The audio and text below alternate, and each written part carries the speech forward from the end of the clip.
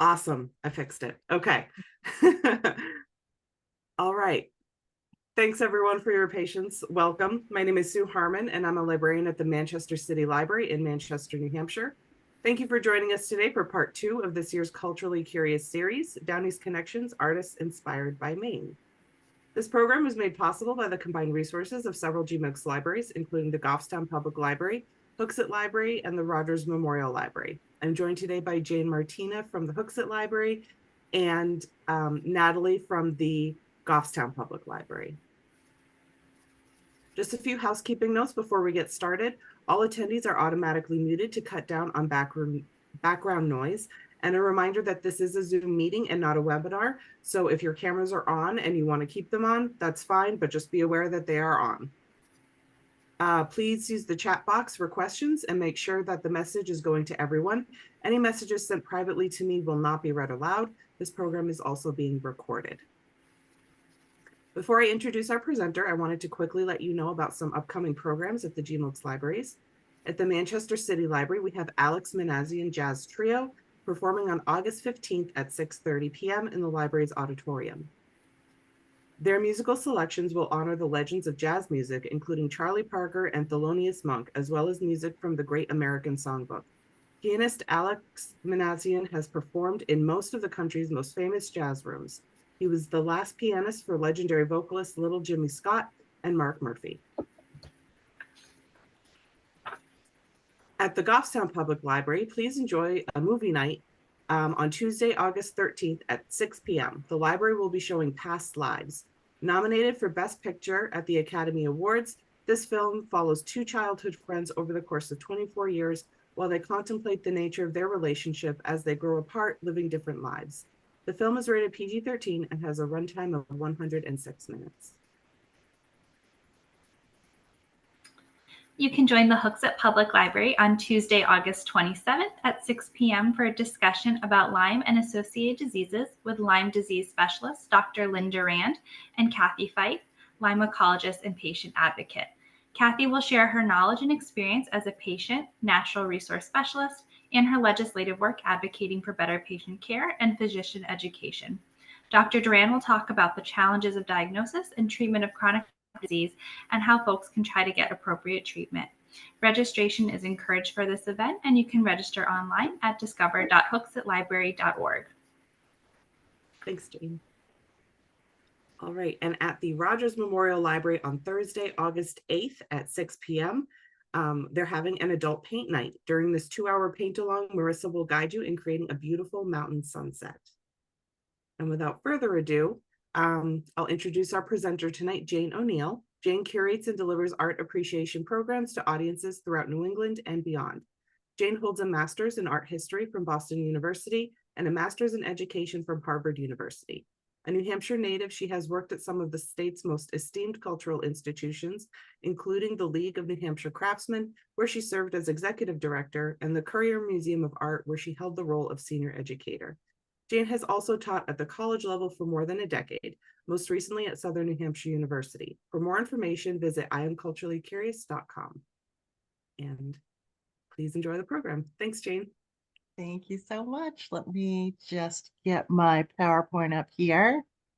Okay, just a moment.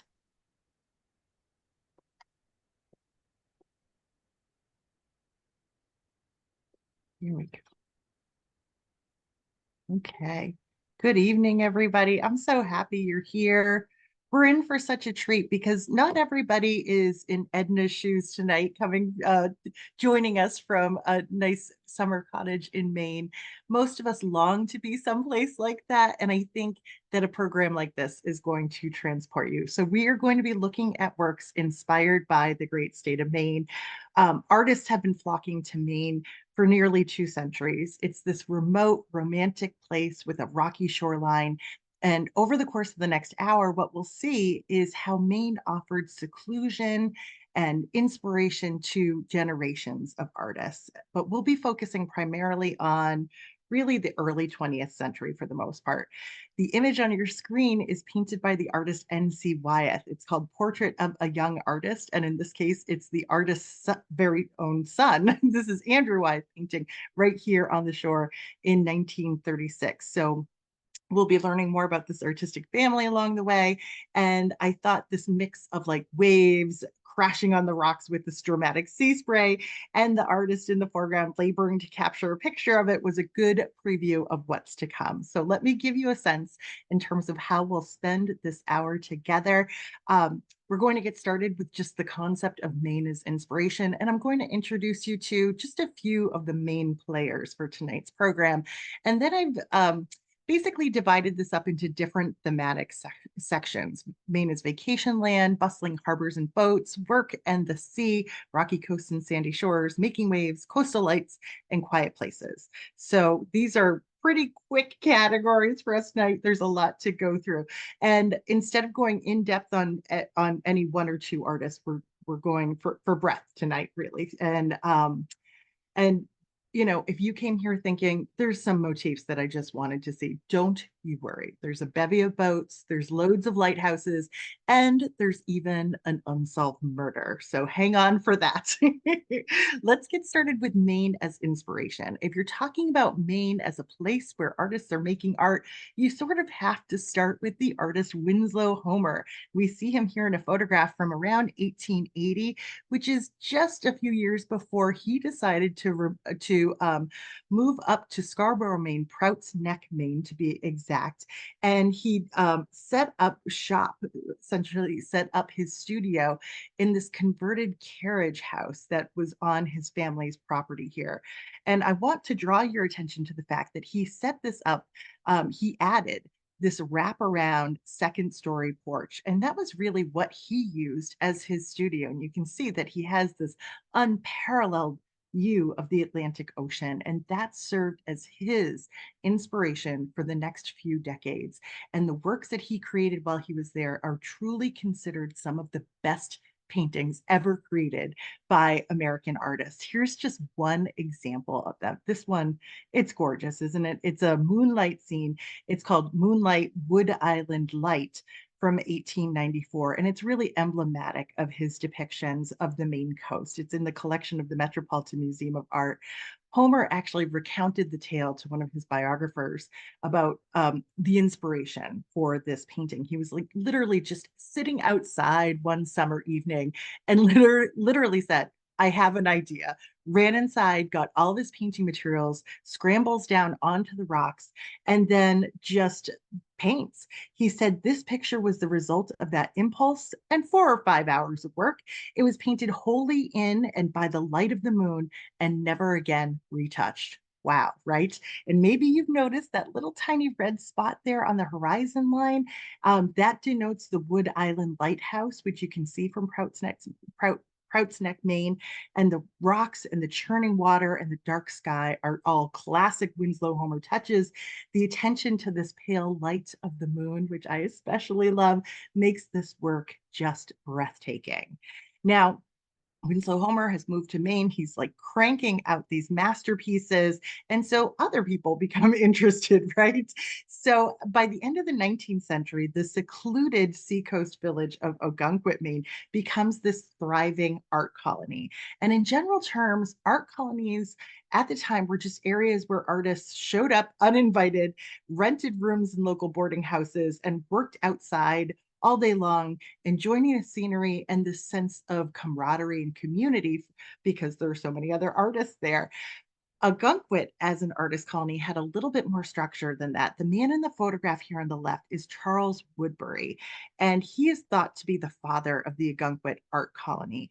In 1898, he opened the Ogunquit School of Drawing and Painting, and he taught there for 36 summers, enrolling hundreds and hundreds of students, mostly women, interestingly, in a 6-week-long class about painting and drawing from nature. Now, not to be outdone, another artist kind of moves in and sets up shop too. In 1902, directly across from Woodbury's school in Perkins Cove, the artist, painter, critic, writer Hamilton Easter Field arrived from New York City, and he opened up another school. It's more of an avant-garde school, securing Ogunquit's reputation as one of the most preeminent summer art colonies. The image over here on the right is a painting by Hamilton Easterfield. It's called Cove View, with the bright colors of the boats in the foreground set against these gray seaside shacks in Perkins Cove. This dates to about 1915, and it's in the collection of the Ogunquit Museum of Art. So the other primary art colony that you should know about and that I'll be referencing throughout the hour is the Monhegan Island Art Colony. That's about 10 miles off the coast of Maine. And depending on your source, it's a very small island, somewhere between 1 mile square and 5 miles square. It's known as the Artists Island. And we can see several artists over here sitting under umbrellas in 1890 working on Monhegan Island. I always love to get a little sense in terms of what the working conditions were like. And I love that they get so dressed up to paint. But they're drawn there because it's a quaint fishing village. It has these rocky beaches, and then these very tall granite cliffs, which we're going to see a lot of tonight. So on the right, we have an undated painting from the early 20th century painter George Bellows, and he was a realist painter, sort of known for his gritty scenes of New York City life at the time. And he spent several summers at Monhegan Island, attracted by its beauty, its color, and by the dynamic atmosphere. So we've got a nice sort of bird's eye view of it here. So we've got Winslow Homer, we've got these two artist colonies, and then the other people that you need to know before we get started tonight are the Wyeths. The Wyeths were an artistic dynasty in American culture. They still are. And they represent 3 generations of painting that have been connected to the state of Maine for over 100 years. So we have N.C. Wyeth, the patriarch of the family, over here on the left. He was born in 1882. In the center, we have his son, Andrew Wyeth, who was born, I think, 1917, started spending his summers in Maine when he was just a toddler and continued to do so until his death in 2009.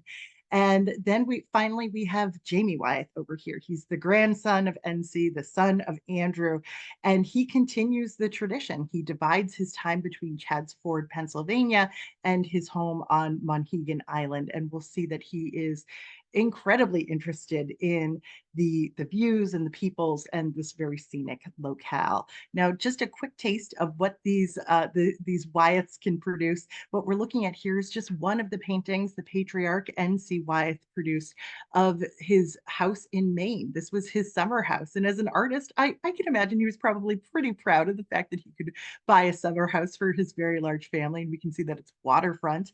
This was painted in 1936, not long after the artist purchased this home. He called it Eight Bells, named it in honor of a painting by Winslow Homer. So when he moved to Maine, or when he bought this vacation house, I should say, he was really thinking of the art and the history that went along with it and hoping to enhance maybe his own artistic profile and legacy in the process. So his son Andrew was equally inspired by his summers in Maine, and he painted this masterpiece, Christina's World, in 1948 when he was just 31 years old. It's at the Museum of Modern Art today. And he had been using this old weather-beaten farmhouse in Cushing, Maine as a studio. He once described it with this wonderful poetic language. He said, "The world of New England is in that house, spidery, like crackling skeletons rotting in the attic, dry bones." Then he turned his attention to the homeowner, Anna Christina Olson, who's in the foreground here. She was a woman with a degenerative muscle disease who lost the use of her legs and opted to pull herself around the property using these spindly little arms here. Wyeth's iconic painting hints at a paralysis, both physical and psychological, as the woman's body in the tall grass stretches towards that gray 1700s colonial farmhouse in the distance.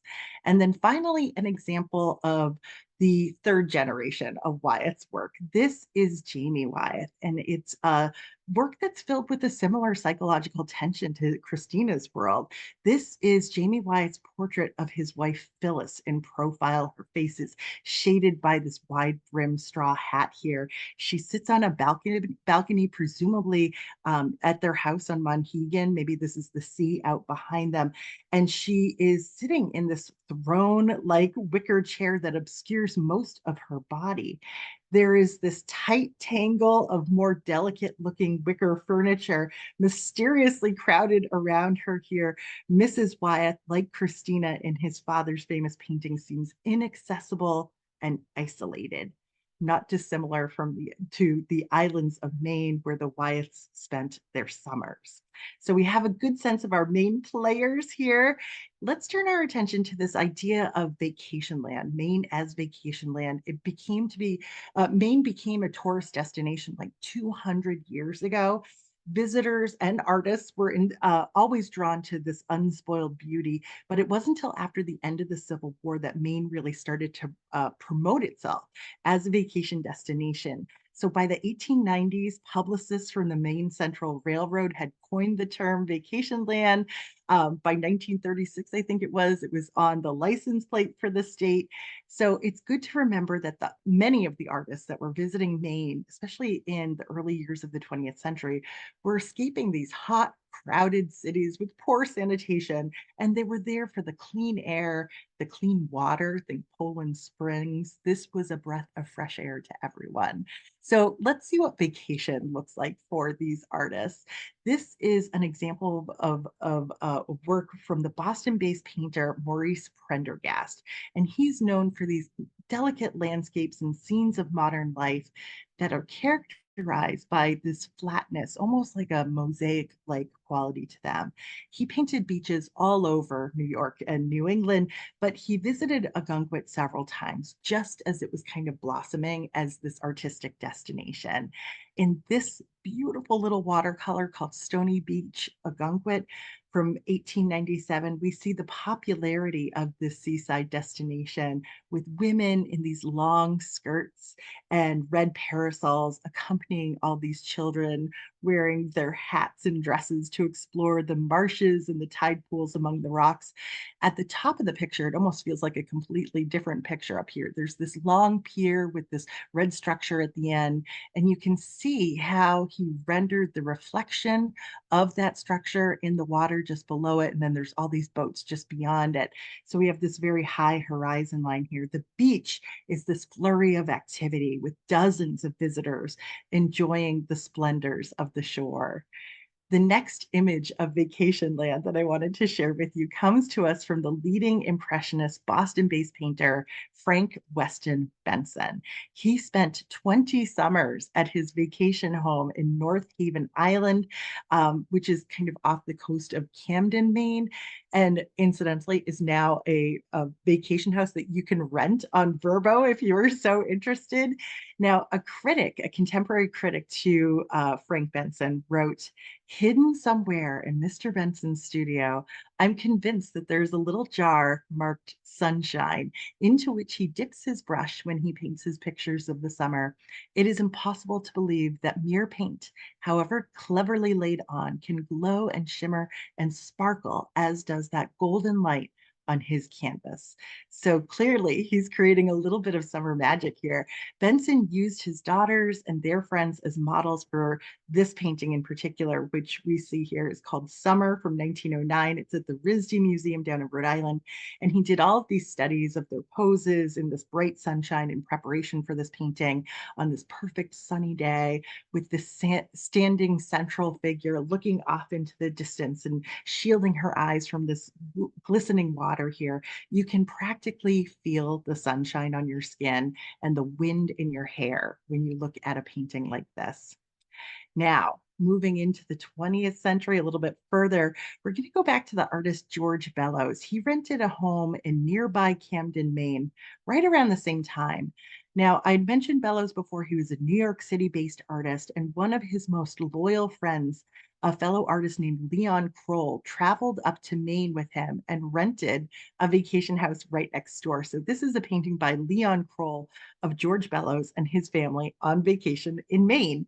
So we see them here in this work called In the Country from 1916, and they're all underneath this canopy of trees. The family members are just indulging in the pleasures of simple rural life here. We have two figure groupings, George Bellows and his daughter Anna on the swing over here with an additional female figure who looks like she's reading a book. And then in the foreground, his wife, Emma, stands and sort of directly engages us, the viewer here. Alongside is their youngest daughter, Jean, who looks like she's crawling away, maybe getting into some mischief here.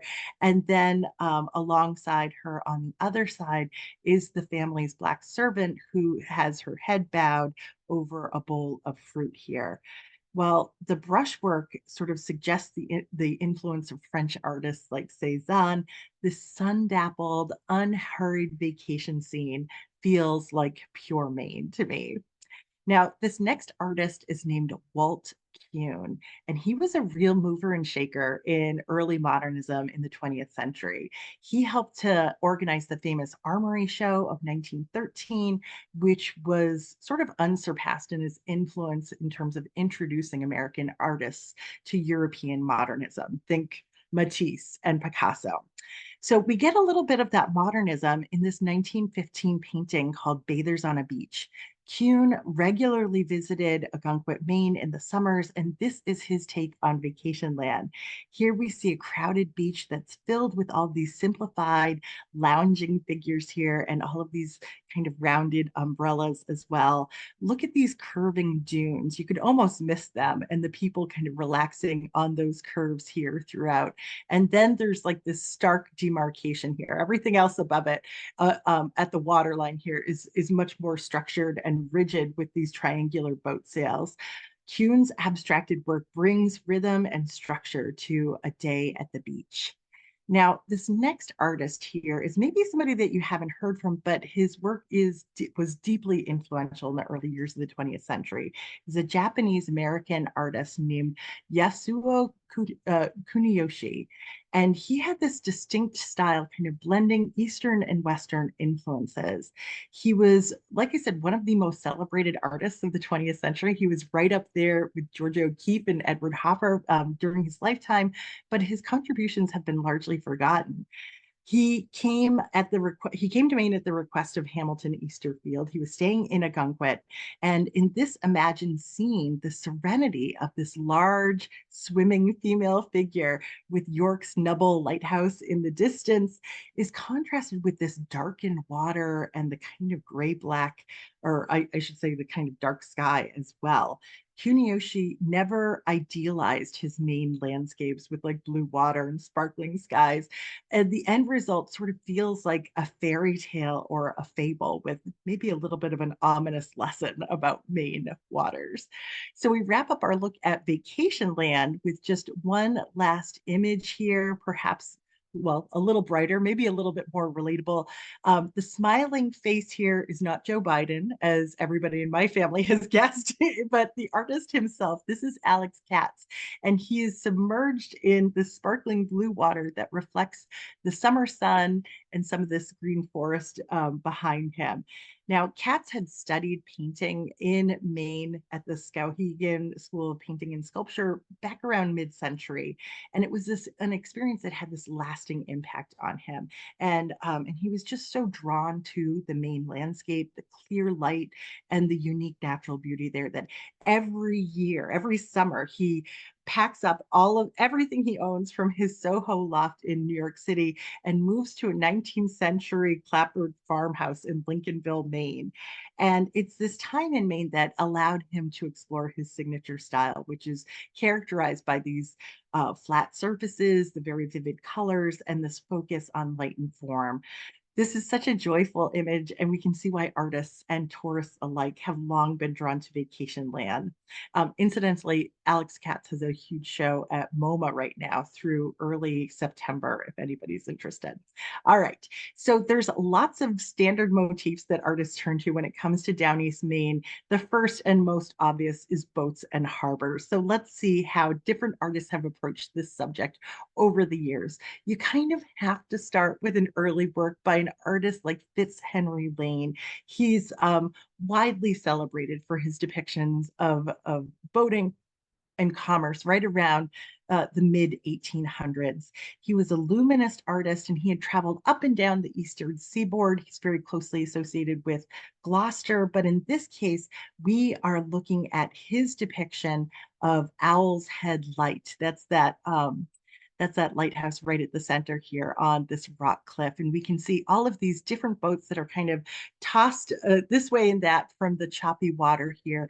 We've got a touring steamboat in the back where visitors, tourists would be traveling around taking in the sights and sounds. And then some shipping vessels here as well, and a fishing vessel over here. Um, the whole piece gives us this great expanse of sky, and we have this wonderful sense of movement with all of these boats kind of casting to and fro here. Now, as we move into the 19th century, things get a little bit more peaceful. This is another work by Frank Benson, the Impressionist who spent his summers in North Haven. This is his painting called Calm Morning from 1904. And I think it's a favorite in the collection of the Museum of Fine Arts in Boston. And here we see Frank Benson's three oldest children fishing over the side of this dory that is positioned in this diagonal across the canvas. We see various other boats kind of dotting the expanse of the ocean in the background, many of them sailboats. This just feels like easy living, a life of leisure here, right? And that's emphasized by Benson's light, bright, luminous colors, the varied brushstrokes that he's using throughout, this brilliant effect of sunlight shining on his children, especially his little boy's head, the back of his daughter Eleanor's dress here. I especially love his use of this seafoam green right here in the foreground and how it contrasts with this pink dress over here on the right. Benson was especially pleased with the result, declaring it his best out of door work. Another great image of bustling boats and harbors comes to us by way of N.C. Wyeth. This is his depiction high above Port Clyde, Maine. This painting is called The Harbor at Harringut. It was executed in 1925. And for Wyeth, it felt like a breakthrough. We've got all of these pinks and lavenders in the foreground. Notice the figure on the path that's kind of bringing us into the scene, as well as the pier here that sort of sticks out and invites us sort of towards the water. We have these watchful seagulls on the side, and then along the left, all of these lobster traps that are kind of lining the edge of the picture. And then all of these boats here of varying sizes, and some of them in unrealistic sizes, figures rowing dories filled with lobster pots in some case that are just too big. It's almost like a little bit of surrealism here. And notice how he's using the seagulls to kind of direct our attention around the picture. This is Marshall Point Lighthouse. We will be seeing it again. All of this is done with a kind of intentional naivete, again, with that shifting perspective throughout. For Wyeth, this felt like a major success, and the result is surely a pleasing take on a vibrant little fishing village in Maine. This next and final work in this section is from one of my favorite modernist artists of the 20th century. This is a watercolor from John Marin from 1920. Marin was easily one of America's earliest modernist painters. He started visiting Maine in 1914, and he kind of became synonymous with painting these seaside subjects, lots of little towns, lots of boats, and he did it with this incredible dynamism and this unbelievable like fracturing of his canvas. So you can see that he brings us in with this little spit of land here, but he's dividing up both the water and the air here, and sometimes even almost unrealistically or unnaturalistically, I should say, dividing up the colors of the sky with the greens and the blues and the yellows here that bring us back down to the mass of this major sailboat right in front of us. And then we have the suggestion of Stonington, Maine in the background with all the houses going up the side of the hill. You might be wondering what these white forms are in the sky here. I've wondered about that myself. Maybe they're clouds, maybe they're seagulls. It's hard for us to say exactly, but the end result gives us a lot of energy and movement, and a real sense of um, of the dynamism of the 20th century here, even if it is sort of like a sleepy town in Maine. So we're going to turn our attention now to fishing and the people that worked on the coast of Maine. They've always been an interesting subject for artists. They've rarely posed for artists, as we'll see. And of course, lobstering has been a major industry in Maine for like 400 years, and artists have been there for at least half of that, painting the people that do it. So the first image that I wanted to show you is this one here from the New York City-based artist Emil Holzhauer, and he was associated with the Monhegan colony.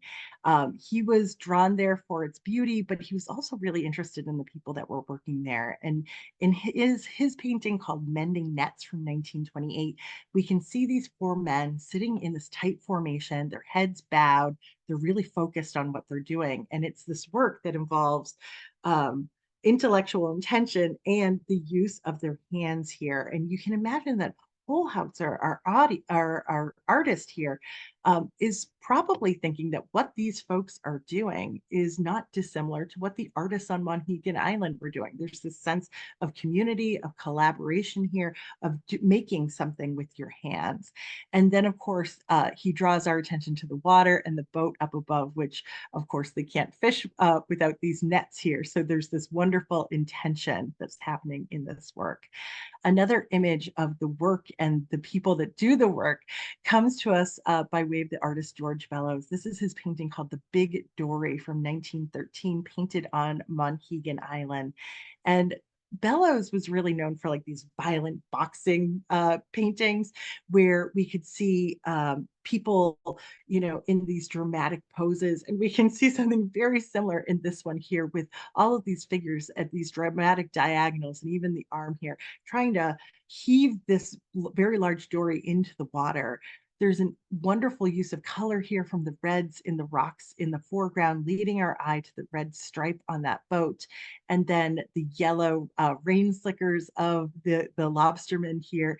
And then eventually the greens and the blues of the landscape and the sea and the sky up above. It's just organized in such a wonderful way. Eventually, George Bellows begins to take a great deal of artistic license with the scenery of Monhegan. So apparently this cliff wasn't there. It doesn't quite look like that. But the end result is something that is still really powerful, just beautiful. N.C. Wyeth had a sort of a romantic take on fishermen, at least in 1933, when he asked his son Andrew's friend Charlie Stone, who was a lobsterman in Port Clyde, to pose for him. And so he chooses somebody with this classic good looks here, who is confidently standing behind the wheel of his little fishing vessel. And we can see a little bit of his hull suggested in the background. But the young man's eyes are cast in shadow from this baseball hat, and he's peering off ahead into the distance. And these big puffy pink clouds in the distance just give us this sense of the sentimental, of the idealized, and I think that all contributes to this wonderful picture, which is very compelling. Things get a little bit darker for NCY. By the time we hit World War II, Dark Harbor Fisherman was painted in 1943. And we can see the sea here, at least in the harbor, looks black. All of our four fishermen have their heads bowed. We don't see who they are. There's this sense of something kind of ominous happening in a scene here. Are they even aware of our presence as a viewer? This plank here might suggest that we have the vantage point from up on the dock. One of these four boats is filled almost to the brim with these sparkling herring. And this fisherman is up there, is like in it to his knees and sort of scooping them out into another boat. And we've got dozens of seagulls here who are really interested in the activity. Now, the picture's gloomy. It's a little bit mysterious. I've always loved that. And then I was sort of tickled to find out recently that N.C. Wyeth had originally entitled the work herring with an exclamation point. It almost sounds like a musical title. So maybe he didn't intend for this to be mysterious after all, but I think it's just a great picture all around. This one's at the Portland Museum of Art, and it stops you in your tracks when you see it. Now, just a year later, N.C. Wyatt's son painted this work here, another scene of somebody working on a boat in sort of a dark setting. Andrew Wyeth was just 27 years old when he painted it. And so it shows a lobsterman hauling in a trap under the cover of darkness. It's lit by an obscure lamp here, which is sort of creating a lantern effect with the lobster trap itself. And then there's all of this like bioluminescent, otherworldly phosphorescence happening here. And so it pushes the realism in the scene almost to the brink of surrealistic fantasy. Now you might be thinking, why would a lobsterman be doing his work in the dark? Originally, Andrew Wyeth had called this painting The Poacher, and that gives us a sense of like the narrative here, but the title was changed to Night Hauling so as not to deny the mystery of the piece. So we've seen a lot of men in boats. Let's switch gears for a moment. This is Diana of the Sea. And trust me, there is some work that's happening here, okay? We've got this lovely seated nude reclining in a small boat. She's wrapped in this fabric that has the stars and the moon on it. And we can see there's some lobsters and crabs and some starfish in the boat with her. Marguerite Zorach painted this picture in 1940, and she'd been summering in Georgetown, Maine for nearly 2 decades by that time. She named this figure Diana, and we can surmise that it might be the goddess of the hunt. Perhaps she's intended as like a patron saint of lobstermen, or maybe she's a real person. Who knows? Maybe she's the bait, or maybe she's the catch. Who's to say? In any event, Zorach's mix of modernism, mythology, and life on the sea here is just really compelling and I think just delightful. Now we wrap up this section with some barrels of blood, but this is not our unsolved murder here. This is a painting from 1960. The artist is James Fitzgerald, and the title is Salton Mackerel. I like this one because it's a really different color palette, painted with such vigorous brushstrokes here. Um, uh, Fitzgerald, our artist, has a long association with Monhegan Island as well. And here he's painted these 7 figures who are kind of coming in from the shore and kind of circling around these barrels. They are in the process of salting the mackerel, and that involves like cutting these mackerel open. So these are barrels of blood. And of course, it's drawn the attention of all of these seagulls. So we have the men encircling the barrels on the ground, and then the seagulls circling them in the air. So we've got this wonderful sense of like the tightness of this particular composition.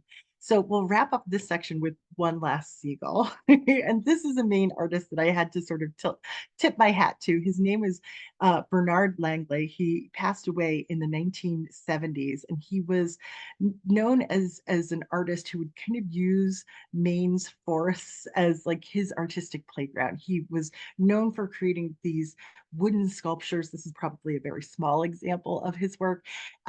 These assemblages of animals, oftentimes very large in scale. There's a Bernard Langley art trail in Maine. You can sort of go through 55 different communities, seeing his almost totem-like sculptures that are just everywhere. He's like a credit to the state, but his sculptures seem to embody this kind of rustic charm that is Maine. So I had to throw in his seagull here because it's just so charming.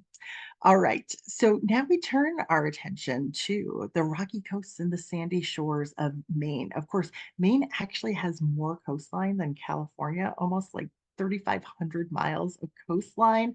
So there's no shortage of subject matter for our artists. We're going to go back to Winslow Homer just for a moment, because take a look at how he could paint the rocky coastline of Maine. This is as one scholar put it, his most insistent subject. This is called The Coast of Maine from 1893. It's at the Chicago Art Institute.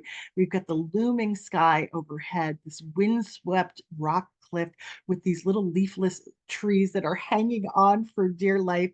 We only see a little sliver of the ocean and then all of this explosive sea spray just above it. Winslow Homer really knew the rocks of Downeast, Maine. If you go to Ogunquit today, you see exactly this. This is another Winslow painting from called Weather Beaten from 1894. This is at the Portland Museum of Art. And we see these incredible rock formations. They always remind me of like some sort of crumbling city. Again, we see the stormy skies here, the waves pummeling the shoreline. And and we are there to look at something like this and reflect upon the awesome power of the ocean here. Winslow Homer truly set the standard for painting wild weather on the shoreline. This next artist, though, you're going to fall in love with him, I think. He was a modernist artist named Rockwell Kent, and he spent 5 summers on Mohegan Island from 1905 to 1910, comes back a little bit later on. And the works that he created there were just widely celebrated, cemented his reputation. This is a 1905 work over here on the left, simply called Mohegan Island. And here we see this kind of idealized calm water with this cliff face here. This is like a 150-foot cliff known as the Headlands, and it's kind of tinted by the light of the setting sun. It's just beautiful. 45 years later, Rockwell Kent comes back and he paints the Headlands again. This one is called Storms Brewing, and now he's really emphasizing the faceted nature of that rock cliff. It almost looks like its own little cubist painting there. And we also have the dark skies and the waves pounding against the rocks in the foreground. Now, unfortunately, Rockwell Kent has an association with the Headlands that goes beyond his paintings here, and that is the association with the unsolved murder. In 1953, there was a New York City socialite who was staying at one of his houses on Monhegan. She said she was going to go for a walk over to the Headlands, and she was never seen again. Believe it or not, Rockwell Kent never went back to Mohegan Island after that. But Jamie Wyeth, the youngest in the Wyeth family, he became fascinated with Rockwell Kent. He ended up buying one of his houses, he collected his artwork, and then in 2013 painted this posthumous portrait of Rockwell Kent as an artist standing in front of those same cliffs with that woman falling off to her death. These days, we still don't know if she was pushed or if she fell. Her body was found 3 weeks later, 30 miles off the coast. And there's certainly kind of a darkness there that still lingers, and a lot of recent interest in that case in particular. So we'll wrap up this section on the coastline of Maine with this exquisite painting, such a quiet painting in comparison, right? This is a tempera painting by Andrew Wyeth. So it is as unassuming as Jamie Wyeth, his son's murder painting, was audacious. It doesn't depict the majestic headlands here. For Andrew Wyeth, he said most artists look for something fresh to paint. Frankly, I find that quite boring. For me, it's much more exciting to find fresh meaning in something familiar. So he is doing this deep dive on the rocks and sands and shells along this river cove. He painted this in 1958. The work is a result not just of careful observation, but of painstaking examination, and I think really deep appreciation for what he was looking at. I love the little bird prints in the sand here. He's inverted the traditional landscape. He's put the trees at the top here, and he's invited us to look into the shallow water in the foreground. It's just an absolutely breathtaking work. And now we're going to turn our attention to making waves. I've always been in awe of artists that can paint waves crashing, ocean waves crashing, how they sort of freeze frame and give us this thing that is constantly churning and painted so poetically. Blows my mind. So we've got 2 examples of just that here, both painted by George Bellows, this artist so closely associated with Monhegan. You can spot the headlands here. We've got Beating Out to Sea over on the left and Iron Coast Monhegan on the right. In both of these images, notice how he's using these rippling ribbons of color here. They're blue, they're green, and then just these tendrils of white to suggest that foamy, frothy, agitated sea here. There's a wonderful sense of movement in both of these paintings. I just love. we move on to an example of Great Waves from Andrew Wyeth. This is his painting of Marshall Point Lighthouse, Maine, from 1940. He painted it in his early 20s. He had already mastered watercolor by that point. So much control here and technical capability. So he's laid in the waves with like these deceptively simple gestures here, just a few colors that he's using to suggest the water.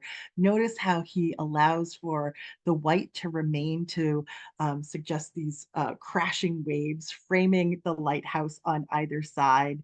And then we have the rocks and the tide pool in the foreground that make the viewer feel like you're right there, adding this wonderful sense of immediacy to the image. So as realistic as this painting is, this lighthouse is just modern. This is Marsden Hartley. He was born in Maine. He visited the state a number of times over the course of his career. And this is probably Portland Headlight, the oldest lighthouse in all of Maine. He simplifies the form of the lighthouse. He adds like a black outline to everything. It almost makes it look cartoonish, right? But just below these structures here, there's this explosion of waves and these white waves crashing against this rock face. And the sense of the power of those waves is accentuated by the fact that this lighthouse is not standing up straight. It's sort of off at a diagonal, as though the whole world has kind of been rocked off its axis here by the sheer force of the waves crashing on the shore. It's a wonderful painting. Now, this next work by Jamie Wyeth is another kind of wild one. There's no murder here, though. This is called The Sea Watched from 2009. And I love it because he's using such unexpected colors here to describe the ocean. This is Monhegan as well. We've got a little bit of purple here and almost like an olive green. And then again, those like little white tendrils here. And the ocean is just churning. This is part of a series of works that Jamie Wyeth did right after his father, Andrew Wyeth, died. And he wanted to include all of his artistic mentors in a series where they're all looking out at the ocean. So here he's got his grandfather, his father, and he also included Andy Warhol standing in the background in this case.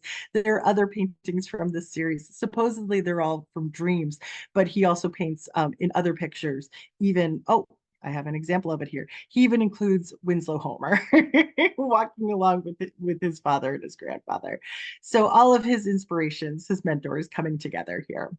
Now, not all artists went to Maine to paint these tumultuous waves. These are two works by Georgia O'Keeffe. We have Sun, Water, Maine over here on the left. This is from 1922. It's a pastel. And then Blue Wave, Maine over on the right from 1927. Georgia O'Keeffe first started visiting Maine in 1920. It was like right as her career was blossoming. She was in her early 30s. She just moved to New York City. Her biographer recounted her experience when she went to York Beach. For Georgia, the trip to Maine was a revelation. Standing at the edge of the Atlantic Ocean, she felt the bliss of a wide, flat horizon, a sense of boundlessness and solitude. That certainly comes through in O'Keeffe's works here, a sense of calm and peace.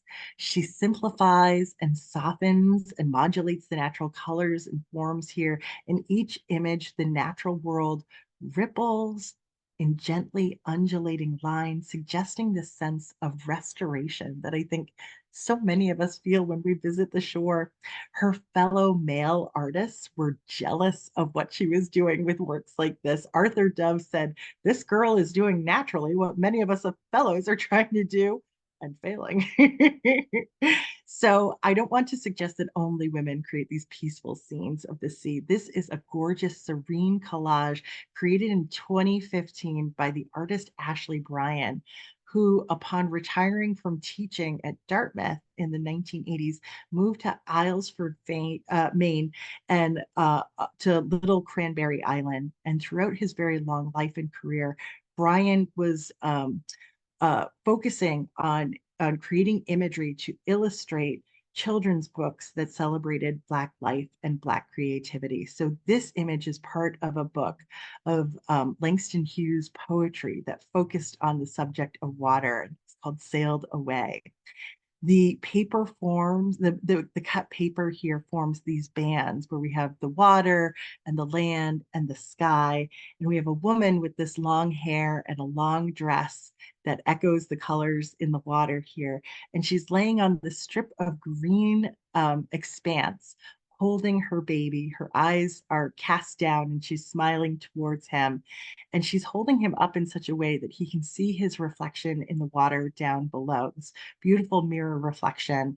And the cool colors and these gently rippling waves seem a world away from Winslow Homer's pounding waves and powerful storms. So one of our last sections for the night, and these are our last two sections are very short and sweet, is coastal light and thinking about the magic that can happen as the sun is filtering through all of these atmospheric effects right by the shoreline. So we're going to go back to Winslow Homer. It's like our recurring character of the night. And we can see that, of course, he gives this kind of moody view to sunlight on his own studio. You might recognize that second story porch that he had built. And so we get this sense of the sunlight trying to break through this seaside haze, this foggy day by the sea. And it's rare for Winslow Homer to have turned his gaze away from the water and look back towards the land. And in this case, you can see that he's out there on the rocks. He's perched right there where the waves are crashing around him in order to capture his studio in silhouette here. Scholars think of this as one of his most elegant and contemplative works. Now we move from the haze of a foggy day to the haze of midday. This is the leading American Impressionist painter, Childe Hassam, and he visited the Maine part of the Isles of Shoals every single summer for 30 years.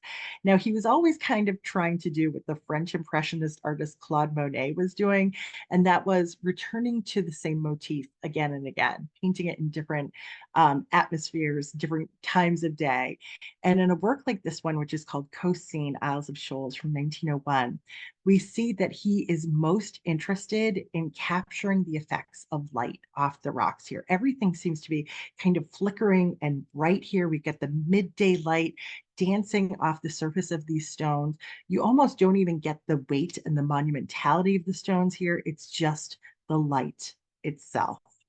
Now, perhaps nobody does light better than Rockwell Kent, that same artist that we saw with the woman falling off the cliff behind him. He was just so fascinated by the light of Monhegan Island. He decided to stay there through the winter one year and even worked as a lobsterman. So we can see here, there's probably no other artist that really understood the beauty and the danger of the sea up in Maine. And in this gorgeous image from 1907, we have the sun setting behind the island. Everything is illuminated with this incredible, almost like citrusy yellow here. And look at how it makes the waves sparkle in the foreground. It's absolutely mesmerizing. It's a gorgeous image. But maybe this last image of coastal light will just captivate you.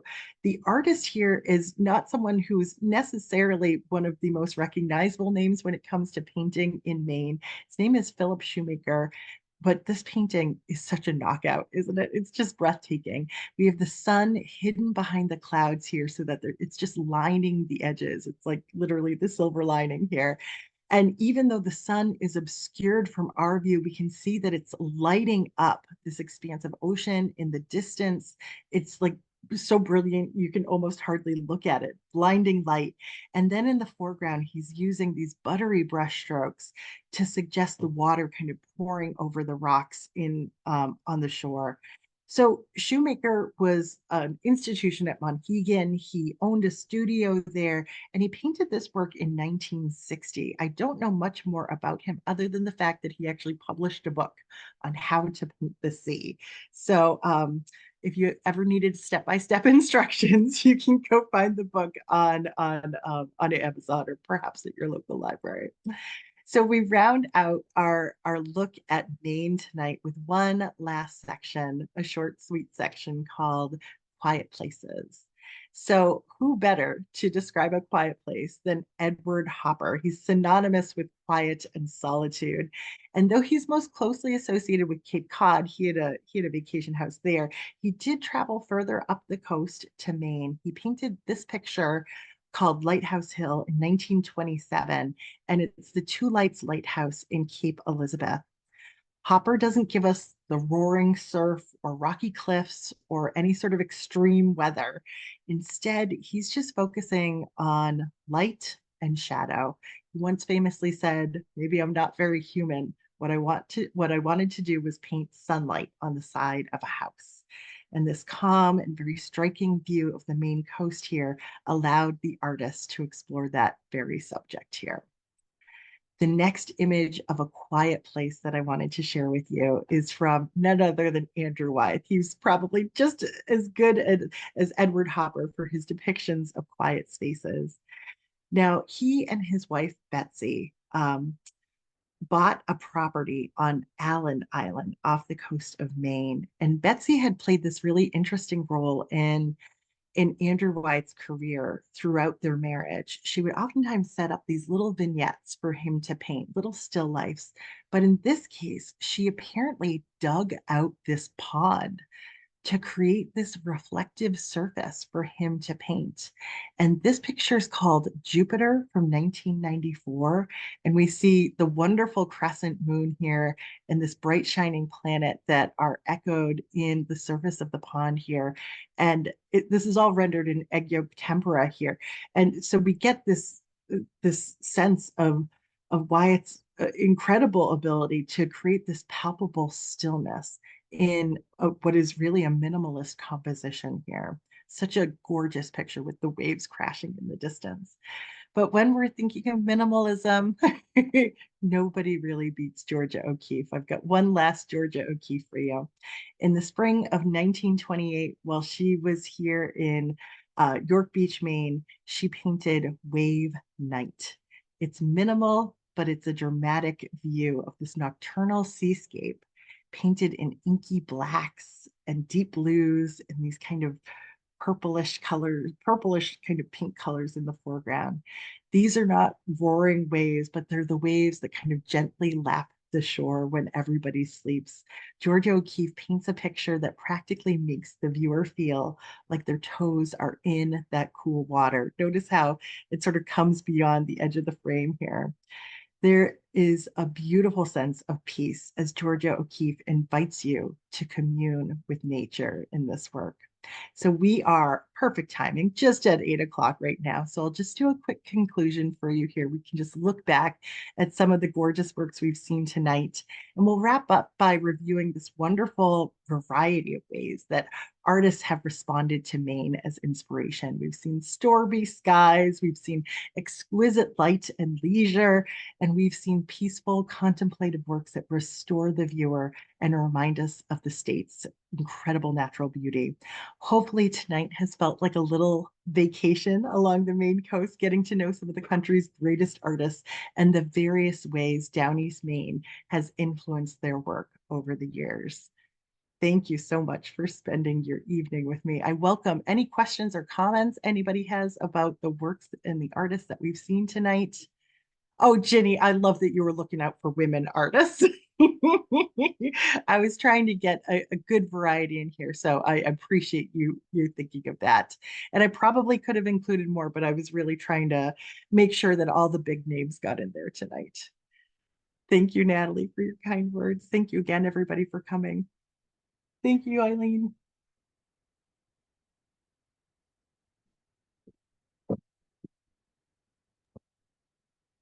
We covered a lot tonight. I don't fault anybody for not having a question. You might be overwhelmed with what everything we've covered. Oh, Edna, I agree. The Farnsworth in Rockland has a lot of these artists. Their website and books from the Farnsworth were a great resource to me. The Algonquin has a lot of these artists. There's a museum associated with Monhegan as well. They have some nice publications, but all the books that I used came from the Manchester City Library. So I always appreciate them as a resource for this as well. Um, so much to love here. So I'm really glad people enjoyed seeing these works. Well, thank you so much, Jane, for joining us and for a wonderful presentation. This program was recorded, so if you registered for the program, you should be receiving a link in the next couple of days. And I hope everyone has a great night. Bye, Take everyone. care, everybody. Thank Enjoy you. this last month of summer. Thanks, Aurora.